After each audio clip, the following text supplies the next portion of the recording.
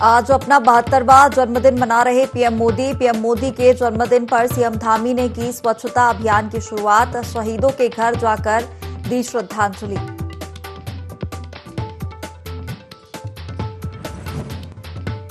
CM Dhami का प्रदेश के युवाओं को आश्वासन, नहीं होगी किसी भी परीक्षा में देरी, सरकार अपने निर्णय पर उतरेगी खरा।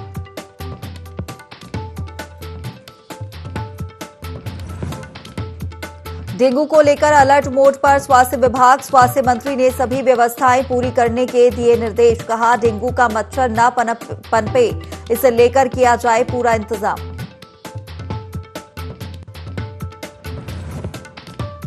मुख्यमंत्री पुष्कर सिंह धामी ने किया रक्तदान। अमृत महोत्सव कार्यक्रम का शुभारंभ। पुलिस लाइन पहुंचकर कार्यक्रम का किया आगाज।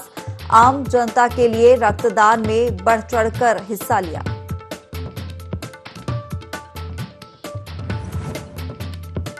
और नेहरू कॉलोनी में पुलिस को मिली बड़ी सफलता। 113 पेटी अवैध शराब की बरामद। लाखों रुपए की बताई जा रही अवैध शराब।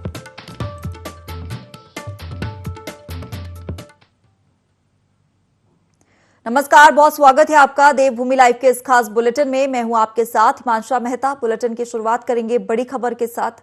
पीएम नरेंद्र मोदी के जन्मदिन को उत्तराखंड में सेवा पखवाड़े के रूप में मनाया जा रहा है। इसके तहत सीएम पुष्कर सिंह धामी देहरादून में शहीद मेजर चित्रेश बिष्ट और शहीद मेजर विभूति ढोंडियाल के घर पहुंचे, जहां उन्होंने शहीदों को श्रद्धांजलि दी। इसके बाद सीएम धामी ने शहीद के परिवारों के घर के बाहर स्वच्छता अभियान की शुरुआत की। इस मौके पर सीएम धामी ने शहीदों के परिजनों को सम्मानित भी किया।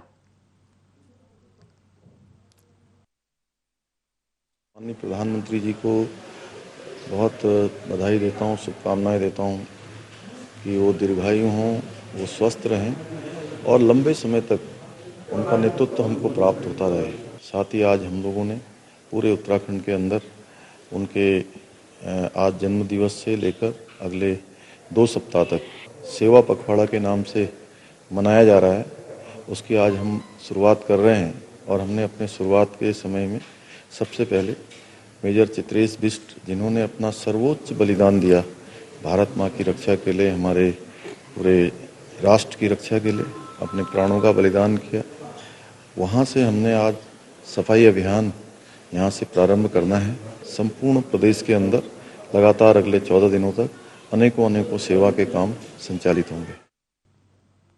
मुख्यमंत्री पुष्कर सिंह धामी ने प्रधानमंत्री नरेंद्र मोदी को जन्मदिन की शुभकामनाएं दी। उन्होंने प्रधानमंत्री मोदी को दृढ़ इच्छा शक्ति और विशाल व्यक्तित्व का धनी के साथ ही कुशल प्रशासक और प्रभावी कार्य साधक बताया और कहा कि दुनिया में आज भारत की जो छवि और पहचान बनी है, उसका पूरा श्रेय मोदी जी के करिश्माई व्यक्तित्व को जाता है। उनके नेतृत्व में भारत को विकसित राष्ट्र बनाने का सपना भी साकार हो रहा है।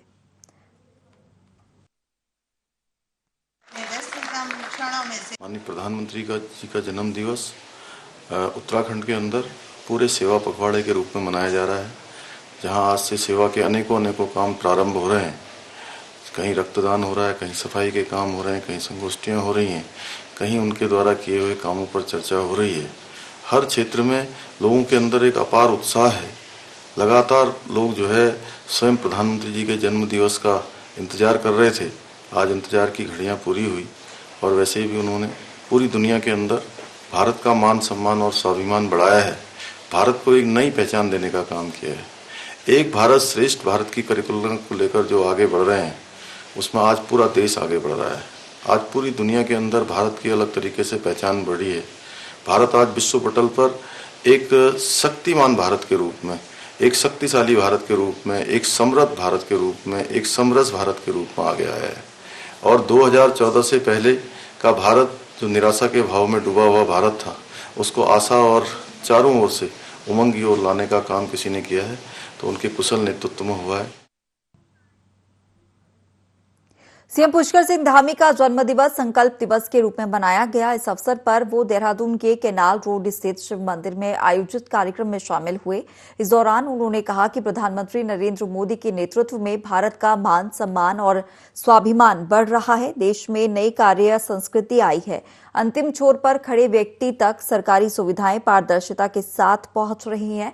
पीएम मोदी का उत्तराखंड से विशेष लगाव है। उनके नेतृत्व में कई सड़कों का विस्तार और रेल लाइन का निर्माण तेज गति के साथ किया जा रहा है। साथ ही उन्होंने बताया कि प्रदेश सरकार भी अपने वादे पूरे करने में लगी हुई है।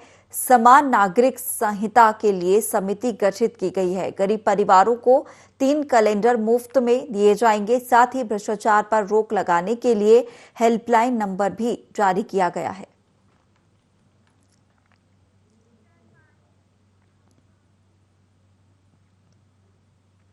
उत्तराखंड के सीएम पुष्कर सिंह धामी ने कहा कि अब भर्ती परीक्षाओं में किसी भी प्रकार की देरी नहीं होगी। सरकार ने जो निर्णय लिया है उस निर्णय पर सरकार खरा उतरने जा रही है। अक्टूबर से भर्ती परीक्षाएं शुरू हो जाएंगी और इसका कैलेंडर भी जारी हो जाएगा। सीएम धामी ने कहा कि अब राज्य के युवाओं को रोजगार के अवसर भी प्राप्त होंगे। उन्होंने कहा कि सरकार ने भ्रष्टाचार पर लगाम लगाने के लिए कठोर कदम उठाए हैं।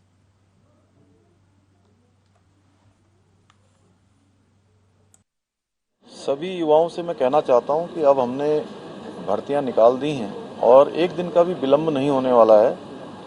7000 भर्तियां लोक सेवा आयोग कराने के लिए पूरी तरह से तैयार हो गया है। उसका जल्दी ही कैलेंडर जारी होने वाला है। अक्टूबर माह में उसके विज्ञापन भी आ जाएंगे।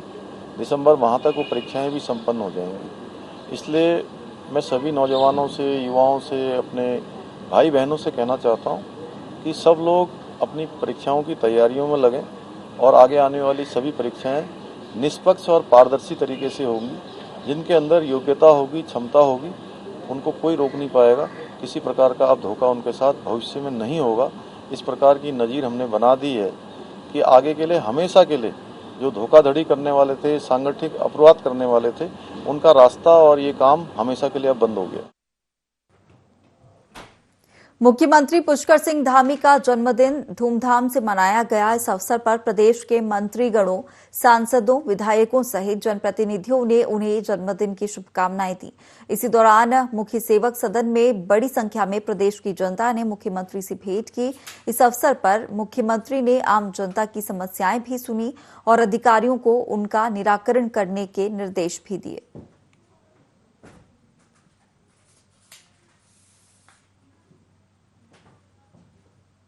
देश भर में प्रधानमंत्री नरेंद्र मोदी का जन्मदिन अलग अलग तरीकों से मनाया जा रहा है। कहीं दीप प्रज्वलित कर तो कहीं मिठाई बांटकर। इसी कड़ी में जसपुर में भाजपाइयों ने रक्तदान शिविर लगाकर प्रधानमंत्री का जन्मदिन मनाया। शिविर का आयोजन पूर्व विधायक शैलेंद्र मोहन सिंघल के आवास पर किया गया, जिसमें लोगों ने बढ़ चढ़कर हिस्सा लिया।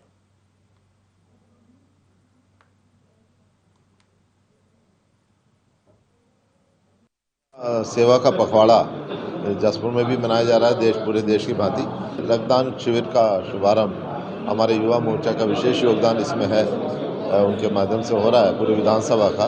और जिस तरह से मोदी जी इस देश को चला रहे हैं, हालांकि उनका अपना जीवन बिल्कुल सादगी वाला है, पर ये जनता का मोह है कि उनके जन्मदिन पर बढ़ चढ़ कर हिस्सा लेना चाहते हैं और यही चाहते हैं जैसे वो इस उम्र में देश की सेवा कर रहे हैं और बहुत सार्थक रूप से कर रहे हैं। इसी तरह हम भी कहीं ना कहीं उनसे प्रेरणा लेकर इस देश की सेवा करें। देशभक्ति का भाव हम में सब में प्रज्वलित हो, यही हम कामना करते हैं। उत्तराखंड में डेंगू के बढ़ते मामलों पर स्वास्थ्य विभाग अलर्ट मोड पर है। स्वास्थ्य मंत्री डॉक्टर धन सिंह रावत ने कहा कि इस बीमारी से निपटने के लिए विभाग ने स्वास्थ्य की व्यवस्थाएं की है। विभाग ने तमाम दिशा निर्देश जारी कर दिए हैं। उन्होंने कहा कि इस बीमारी से बचने के लिए स्वच्छता का विशेष ध्यान रखा जाए, जिससे डेंगू के मच्छर पनप ना सकें।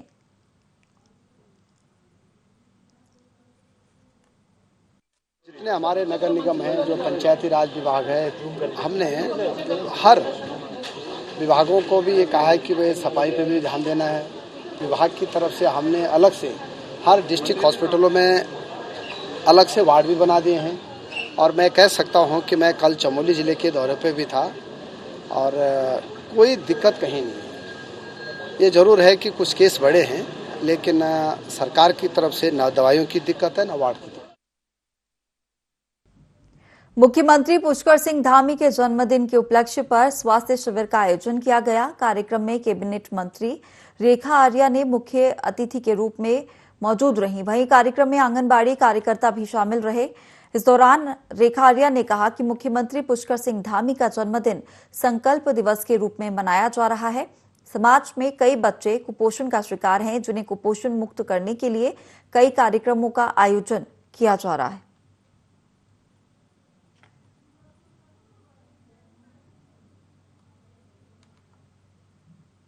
उत्तराखंड की खूबसूरत वादियां बॉलीवुड अभिनेता, निर्माता और निर्देशकों को बहुत पसंद आ रही हैं। लगातार बॉलीवुड के नामचीन सितारे यहां पहुंच रहे हैं। कई वेब सीरीज और फिल्मों की शूटिंग यहां पर की जा रही है।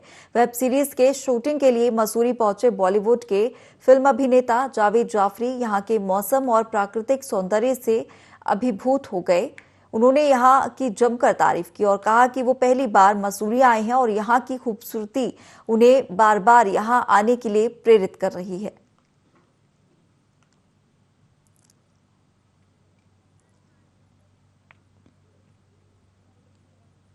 जसपुर में पुलिस नशे, ऑनलाइन ठगी सहित अन्य मामलों को लेकर जागरूकता अभियान चला रही है, जिसके तहत धर्मपुर चौकी क्षेत्र के मारिया और जेनेसिस स्कूल में बच्चों को नशे के दुष्प्रभावों के बारे में जागरूक किया गया। साथ ही पुलिस ने ऑनलाइन ठगी और महिला सुरक्षा से संबंधित जानकारी भी स्कूली बच्चों को दी गई। यातायात व्यवस्था के संबंध में और यातायात के नियमों के पालन करने के लिए और उनसे संबंधित जो भी नियम हैं उनसे बच्चों को अवगत कराया गया है। और इसके अलावा जो ऑनलाइन ठगी चलती है, इस संबंध में किस प्रकार की कॉल रिसीव करें या रिसीव करने के बाद यदि कोई फर्जी आपको प्रलोभन देता है, उसकी बात ना सुने, इस संबंध में भी उन्हें जानकारी दी गई। इसके अलावा एक जो महिलाओं से संबंधित आजकल अपराध बढ़ रहे हैं, उसमें महिलाओं के अधिकार के बारे में भी समझाया गया है, और ताकि आगे भविष्य में भी इस प्रकार के जो है अभियान चलते रहेंगे।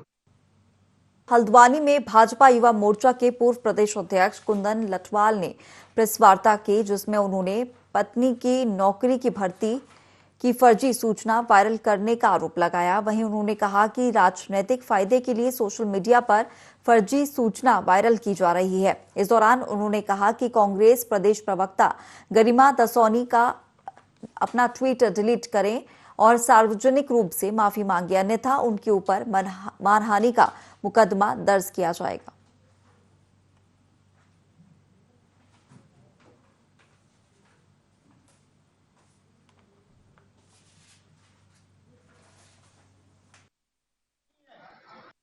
मेरी पत्नी के ऊपर ये आरोप लगाते हैं कि इनको बिना नेट और बिना पीएचडी के स्थायी नियुक्ति दी गई है। कमेटी के माध्यम से एक निश्चित प्रक्रिया के माध्यम से मेरी पत्नी का अस्थायी अकादमिक परामर्शदाता के नाम पर, जिसको आज असिस्टेंट प्रोफेसर एसी के नाम से जाना जाता है, उसमें सिलेक्शन हुआ। इनके द्वारा पूरे प्रदेश में गलत राजनीति करने के कारण एक झूठ गढ़ा गया जो पूरे तरीके से गलत है। हमने इनके खिलाफ इनको लीगल नोटिस दिया है। अगर 10 दिन के अंदर में ये पूरे प्रदेश के सामने माफ़ी नहीं मांगते हैं और जो इन्होंने अपने सोशल मीडिया के अंदर में गलत दुष्प्रचार किया उसको डिलीट नहीं करते हैं, तो आने वाले 10 दिन के अंदर में मैं इनके खिलाफ एफआईआर भी रजिस्टर करूंगा। सारा विषय रख करके इनके ऊपर कानूनी कार्रवाई निश्चित रूप से की जाएगी।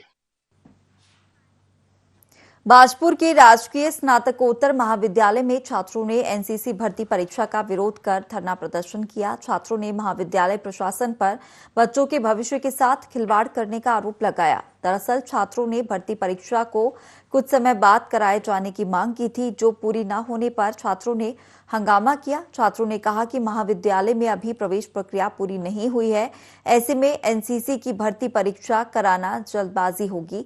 साथ ही छात्रों ने महाविद्यालय प्रशासन पर छात्रों को डराने धमकाने का भी आरोप लगाया है। वहीं हंगामे की सूचना मिलते ही पुलिस प्रशासन मौके पर पहुंचा और छात्रों को समझाइश दी।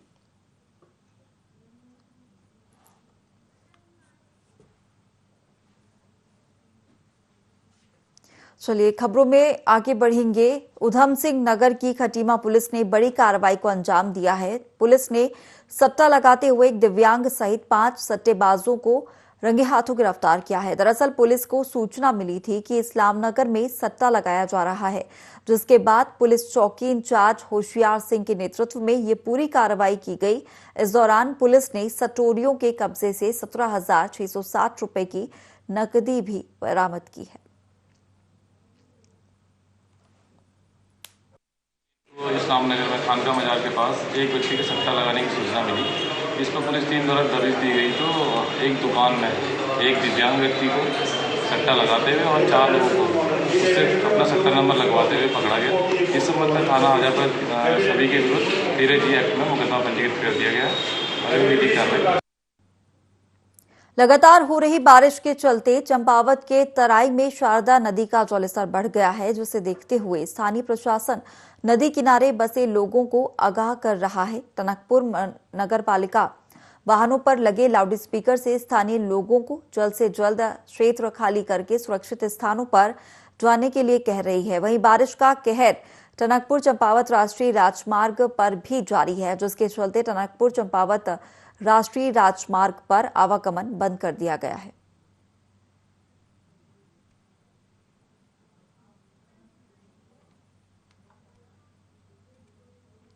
ऋषिकेश में एसडीएम शैलेंद्र सिंह नेगी के साथ स्वास्थ्य विभाग की टीम ने अल्ट्रासाउंड सेंटर पर छापामार कार्रवाई की। टीम ने अल्ट्रासाउंड मशीनों और सभी दस्तावेजों की जांच की, जहां भ्रूण लिंग जांच के लिए दबाव बनाए जाने का मामला सामने आया। एक महिला लगातार अल्ट्रासाउंड सेंटर पर आकर भ्रूण लिंग जांच के लिए संचालक पर दबाव बना रही थी। यह जानकारी संचालक ने खुद स्वास्थ्य विभाग की टीम को दी, जिसके बाद टीम ने जल्द महिला से संपर्क कर काउंसलिंग करने की बात कही है।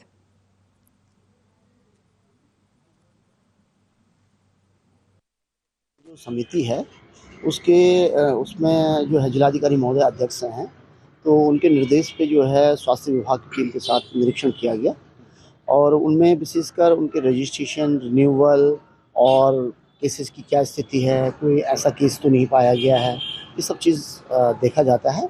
और हम लोगों ने इन्हीं जो बिंदु होते हैं उन पर यहाँ पर निरीक्षण किया है हेल्थ डिपार्टमेंट के साथ और अभी फिलहाल ऐसा कोई बिंदु प्रकाश में नहीं आया, इस पर कार्रवाई करेंगे। सितारगंज के बाईपास रोड स्थित बिचटी चौराहे पर दुर्घटनाओं का खतरा बना हुआ है। दरअसल चौराहा निर्माण के बाद अब तक चौराहे पर ना तो सिग्नल लाइट लगाई गई है और ना ही रेडियम लगाए गए हैं। बीती रात चौराहे पर लाइट के अभाव के चलते एक कार चौराहे पर बनी रोटरी से टकराकर पलट गई। हालांकि कार में सवार 2 लोगों को मामूली चोटें आई। आसपास के दुकानदार और लोगों ने बताया कि चौराहे पर उचित लाइट और रेडियम के न होने से आए दिन रात में ऐसे हादसे होते हैं, जिसकी सुध प्रशासन या नगर पालिका लेने को तैयार नहीं है।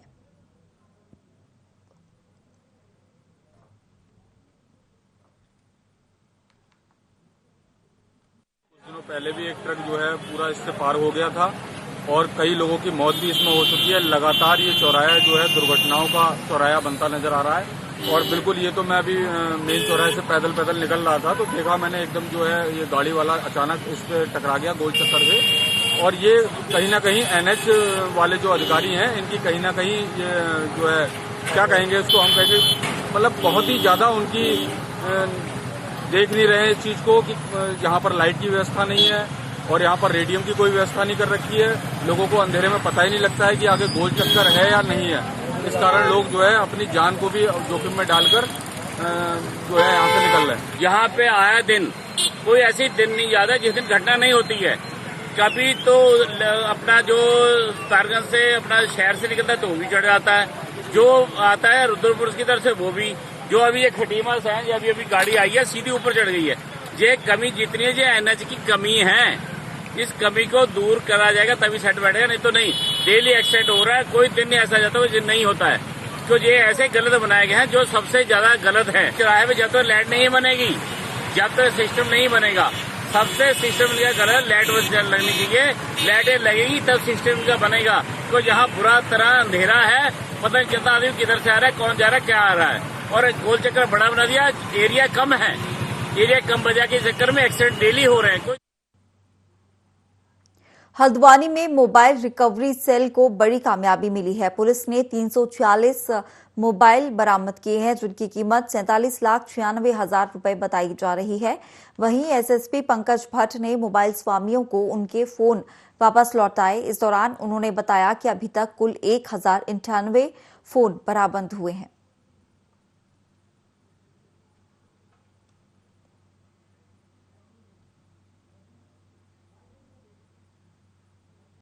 के लगभग मोबाइल रिकवर किए गए हैं। टोटल जनवरी से अभी तक 1.5 करोड़ से ऊपर के मोबाइल रिकवर किए गए हैं और मोबाइल रिकवरी सेल द्वारा जो अच्छा कार्य किया गया, इसके लिए मेरी तरफ से 5,000 रुपए के नगद इनाम की घोषणा की गई। सितारगंज के लौका गोठा में ग्रामीणों ने कच्ची शराब के खिलाफ मोर्चा खोल दिया है। वहीं ग्रामीण कच्ची शराब की बिक्री का विरोध करते हुए उपजिलाधिकारी कार्यालय पहुंचे, जहां उन्होंने उपजिलाधिकारी को ज्ञापन सौंपकर अवैध शराब को बंद करने की मांग की। बता दें कि इससे पहले भी ग्रामीणों ने कच्ची शराब के खिलाफ अभियान चलाया था, लेकिन शराब माफिया बेखौफ होकर कच्ची शराब बेच रहे हैं।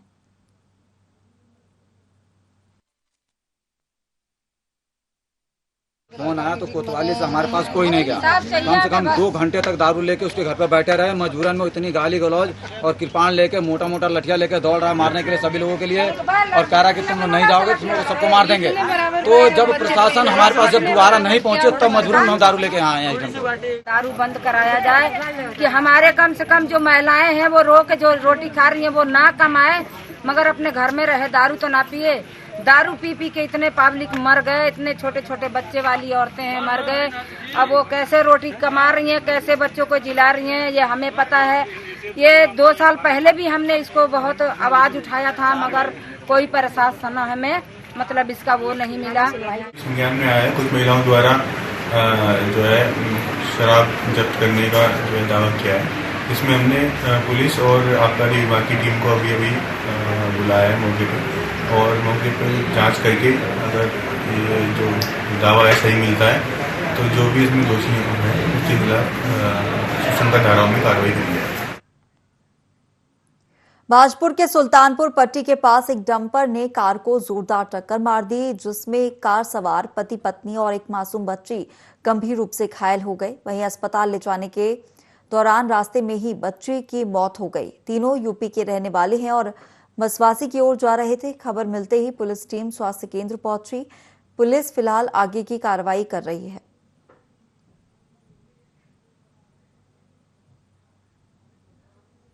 थे और एक मृत अवस्था में एक बच्ची आई थी छोटी, तो जो बच्ची थी उसको हेड इंजरी हुई थी। इनसे जानने के बाद पता चला कि ये ऑल्टो से जा रहे थे और सामने एक डंपर से इनकी भिड़ंत हुई है, जिसके कारण उस बच्चे की मृत्यु हो गई है। बाकी 2 चोटें हैं, पर ज़्यादा गंभीर स्थिति नहीं है उनकी, ठीक है। यहाँ दाई तरफ चोट आई है और थोड़ी सी जीभ कटी हुई है। हरिद्वार के त्रिस्तरीय पंचायत चुनाव में शिक्षक और कर्मचारियों की एक साथ 2 जगह ड्यूटी लगा दी गई। इससे शिक्षकों और कर्मचारियों में मानसिक तनाव बढ़ गया।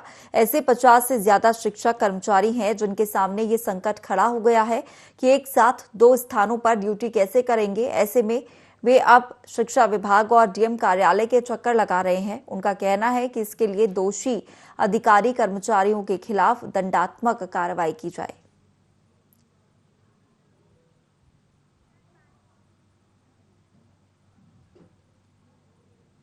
चंपावत जिले के पाटी ब्लॉक में स्कूल शौचालय की दीवार ढहने के मामले में शिक्षक को निलंबित कर दिया गया। बताया गया कि 14 सितंबर को हुई घटना में एक बच्चे की मौत हो गई थी, जबकि 5 छात्रों को गंभीर चोटें आई थी। मामले में सीएम धामी ने न्यायिक जांच के आदेश दिए थे। जांच में शिक्षक देवराम को लापरवाही बरतने के आरोप में निलंबित कर दिया गया है। वहीं ग्रामीणों ने बीते दिनों शिक्षक पर शराब के नशे में स्कूल आने का आरोप लगाया था।